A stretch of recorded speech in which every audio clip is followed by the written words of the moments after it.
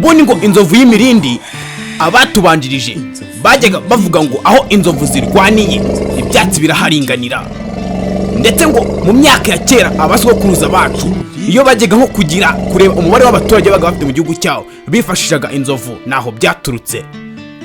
Umva ariko iryo zina inzovu y'imirindi baritegereje Daxon Pictures barakwereka bona bateguye neza cyane. Inzovu y'imirindi season 2 in Roman haraka. Muri isi hari byinshi duhomba bidaturutse ku mpamvu zacu, bimwe na bimwe tubihomba bitewe n'ubukene tuba twifitiye. Inshuti ziragenda, abantu bakagushiraho, ariko umutima ukumbura. Ntujye ujya kure yo wakunze. Nawera, nakoze amakosa nkwisha ko ndi ikirara, gusa nubwo utabimenye hari uwo nahoze ndiwe. Nawera, ndagusezeranya ko uzangarukira. Nawera, ngiye kuba mubi by'agahe gato kugira ngo ngaruze ubutabera bw'agaciro natakaje imbere yawe, ndetse ku bw'izo mpamvu nzasubira iwanjye ari uko ubutabera bwanjye bwagaragaye.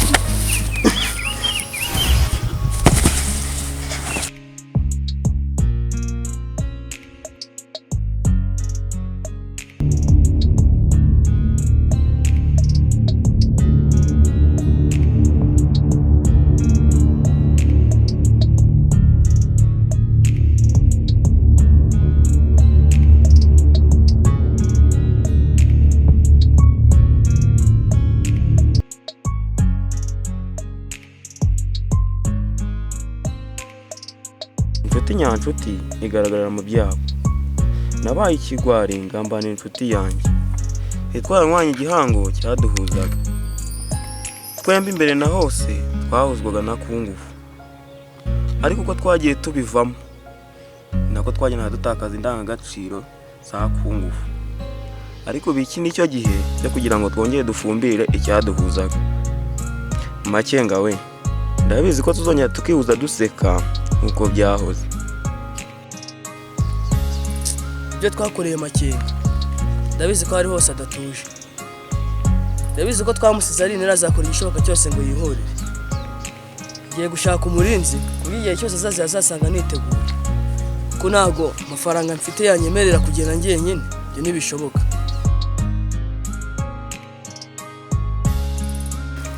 Ndabona agahinda mu maso ha mama, ariko ndimo ndabona n'ibyiringiro byo kwishima kwa mama. Mama, data yambwiye ko umwana agenda nkase, ndimo ndakora byose mbibona. Mama, ndagusezeranya ko urera gahunga batari kurera ibi. Mama, umunezero wari ufite mbere ndaje vuba nkukugaruriza. Nzongera gusinzira ariko mbona wishimye nka mbere. Ndabona ibintu mu rugo byose byahindutse, ari mama ari papa nta kwishima ntaki, ariko ngiye gushaka icyo nkora icyo ari cyo cyose nongere nsubize ibintu uko byari bimeze. Musaza wanjye yakoreye Macyenga, narabibonye byose. Macyenga nubwo ari umukene, ntabwo bivuze ko umukene wese atakunda. Ikosa yakoze nuko yamishe, ariko ndacyamukunda. Macyenga nzagumana nawe, nuko musaza wanjye yabyivangamo, ntabwo bizambaza kumukunda. Icyo ngiye gukora, ko ngiye gusohoza umuhigo nahise. Abayobozi baberaho kubera intangarugero abaturage, ndetse tunashyiraho amategeko kugira ngo afashe abaturage. Nagiriye inama mudacumura ngira ngo wenda base azavemo umuyobozi mwiza. Ngiye gukurikirana mudacumura ibyo yakoze, niba koko bikurikira bihwanye n'inama namugiriye, hato bitazatuviramo ingaruka zo kuba twakwitwa bagihemu b'abayobozi. Reka mbanze musuzume, nyuma nibwo nzamenya niba koko ari umuyobozi ukwiriye kuba intangarugero mu baturage.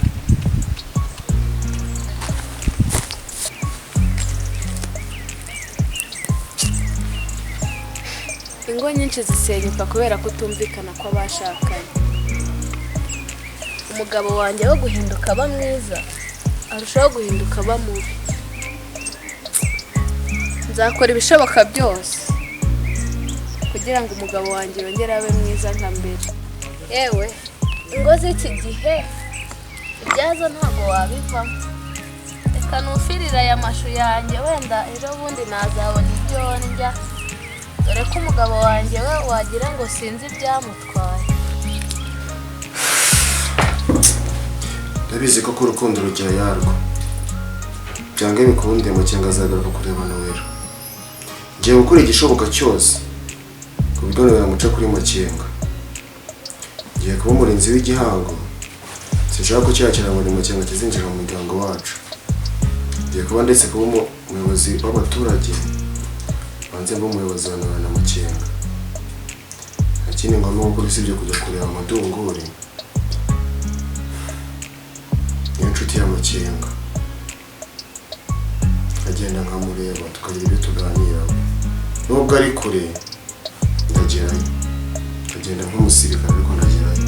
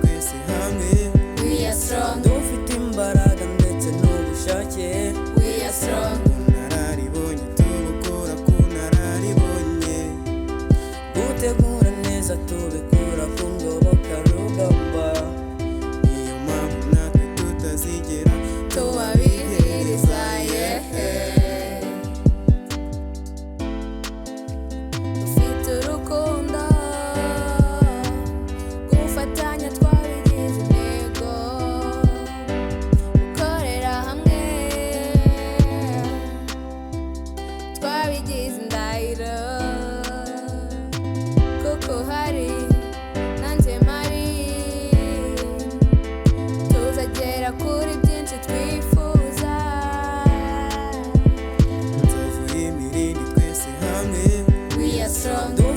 imbaraga ndetse n'ubushake.